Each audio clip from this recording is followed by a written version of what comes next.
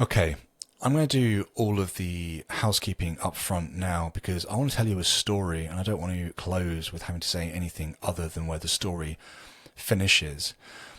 Many people prefer to read content like this. As always, there is going to be a QR code on the screen which is going to be able to take you directly over to Substack. If you sign up over there with your email address, you're going to be able to get every single essay that I publish over on Substack directly into your inbox. I really appreciate people supporting me over on Substack. So if you do want to read this content, if you would prefer to engage with it in that way, then please do check that space out. As always, I'm going to be reading the story out for you guys. So you'll be able to watch it on YouTube and Rumble and listen to it in your podcast feed. The second thing to say, which I usually leave to the very, very end, is if you enjoy this sort of content, I want to hear about it in the comments section over on YouTube. So please make sure you do let me know what you think with your thoughts and your reflections. And if you really appreciate the work that Kirsty and I do to put together videos like this, working through the scripts, making sure things are edited to a high standard and then released in a regular cadence, please do consider checking us out over on Locals. Everything you give over on Locals helps to support us, to support this work, and hopefully to keep this thing going. Okay, let's dive in. Today, I want to tell you a story. It's a true story, and honestly very hard to tell. So I've cloaked it in metaphor and imagery. It's a story about loss, further rejection, and decreed ostracisation. It haunts me because it is me. It's a story I will carry to my grave and has imprinted itself on every fibre of my body and soul. This is a story about events that utterly ruined me, and it has to be told. It is a story I call the burning orange autumn leaves. This is my story. The long-forgotten railway. As I sit to write this, the autumn leaves, burdened with mist's moisture, are falling heavy to the ground all around me. It's eerie, and the mist reduces visibility, and all I can hear is the mist dripping from branches above as the leaves let go and fall heavy to the ground. There is an abandoned railway in the valley where I live. This is an old factory town with Edwardian and Victorian architecture defining and literally forming the hillside around me. It holds so much history, forgotten by so many. I walk down this long-forgotten railway, overgrown with trees and crisscrossed with corroded, rivet-formed metal bridges, cobbled pack-horse trails, and immense stone archways. I come here when I want to reflect. I am almost alone here, lost in history, but still within my time. The ground is thick with leaves from yesteryear, and the carcasses of trees felled by time litter the ground. The only sound is water running through Victorian aqueducts, which were formed to send the hill's water under rather than over this railway line. They still function, but are riddled with debris, foliage and collapse. No one cared for them, but tirelessly they continued on. It is here that I remember my previous life. It is here that I reflect on my broken heart. It is here that I stop to ask if I've missed something, or if the pain placed upon me not by God, but by his bride, is laid at my feet and justified.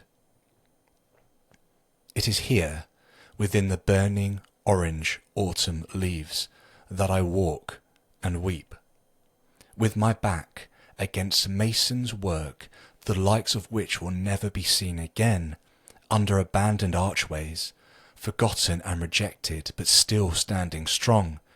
I cry out to God, because his people have irrevocably desecrated themselves. Wait, did you hear that? There is a roar upon the wind, a howl of power up there, further up, upon the hill. The ground shakes and the leaves fall faster now as the sound reverberates across the valley walls.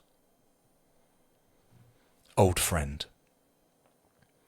I remember your face, old friend. The hope we shared in the God we loved still stirs in my veins as memory cascades upon me. You used to laugh with me, listen to me, cry with me and confide in me. The promises we held to be true formed bonds stronger than blood and more meaningful than chivalry and valour. We were God's promises to his creation, his ambassadors upon this earth, and with him we were going to change the world for his glory. Through no desire of my own, I saw the mask slip. I realized in one sweeping blow that our leaders, our structures of worship, our evangelism and our expression of God were total fabrications. With your hands outstretched in worship, I stood beside you, reading the same words on the same screen. I sat beside you as you nodded, clapped and prayed into the same words I could hear spoken by our leaders and elders. As the weeks moved into months, I realized words were not enough, because I could not lie to myself, and my actions spoke louder than words. I no longer worshipped as you thought I should, and I held my tongue in prayer. I refused to lie to myself and to you. I would not put up a front of pretense to what I saw as hope in unknowable claims being pushed towards us from pulpits, books, and from your claimed Christianity. My place beside you was quickly filled by a new church member. Someone else had taken their place, my place, within our Holy of Holies. As I walked past you in the foyer, I saw you talking in your groups, circles of individuals unbreachable from the outside. With sideways glances, I saw the looks of regret, and I heard the whispers of discontentment at what I had become. I was humiliated in my time of most need, because I no longer believed in the same way as you. Shunned, I was utterly rejected. I stood with my family, unable to be in the congregation we once thought to be our eternal home. Our place was stripped from us, as medals are ripped from a disgraced soldier. I walked with my wife and two beautiful boys, hand in hand, as you ushered us through rejection and ostracization out of your church doors. You closed them behind us, and you bolted them shut from the inside. I stood there for a while, rejected on the church grounds. I could feel the pull on my hand as my children wanted to draw me in shared rejection away. Daddy, let's go home. We aren't wanted here. Yet I stood there for a while longer. I looked at you through the stained glass windows as the rain lashed my face and the wind screamed in my ear. I watched you as I was free-falling into a loss of faith, and then I realized what I was looking at you through. In blues, greens, reds and amber hues, the death of Christ and the hope of his resurrection were depicted in front of me in glass. The tears fell faster then. I tried to refocus on you, and I saw now that even the curtain had been drawn on the inside, and I was utterly alone. The burning orange autumn leaves streamed around me within the wind and turmoil, and all I could hear were the roars of the very beast you had fated me to die to. All I could feel was the hope I held that it would finish me off sooner rather than later, for now I could not continue on. The Bride of Christ. The bridges and trails that crisscross this abandoned railway line lead to many places. History oozes out of this hillside, and as the crunching leaves give way to cobbled pack-horse trails, which in turn lead further up into the countryside, it becomes clear that sometimes getting some distance provides perspective. It took me a long time to realize I wasn't angry at God, for he had not acted against me. Rather, I was devastated by his bride. For you see, when you realized that I no longer believed in the God we once professed, the easiest thing for you to do was not to find out why. It was to cut me off and allow me to drift away in the hope that I would die. The ease with which this rejection took place was crippling, but not just for me. My wife and children lost friends and those they once thought to be family. Plunged into darkness, I found out what the Christian unforgivable sin must really be. To realize that the one whom you thought was on fire for God has woken up without any choice of their own, and realized that as far as they can see, the truth they once held is built upon perhaps, and maybe, even lies. With this, there is no coming back. Not just for the apostate, but also for their spouse and children, even though they still earnestly wanted to believe. So now, when we cross paths in the street, and I look into your eyes, I can see your discontentment at what I am as clear as day. Yet I know you can see the fire that blazes behind mine. Did you really think that I would give up, lie down, and die? I vowed to do my best to ensure anyone who walks this path, the very one that your hands forced me upon through these burning orange autumn leaves, don't suffer alone and in anguish as I did for so long. What you showed me, clearer than the light of day, is that for you, one's belief comes before the person themselves. You cast me asunder, broken and confused, with those I loved, to die to the beast who roars within these hills. Did you think I would crawl back? Did you think I wouldn't learn to stand? Did you think I would perish in abject horror? How dare you think I would ever accept your decreed fate? Can't you see that I am watching the death throes of your empire as I walk through these burning orange autumn leaves, along this forgotten railway, lost within time?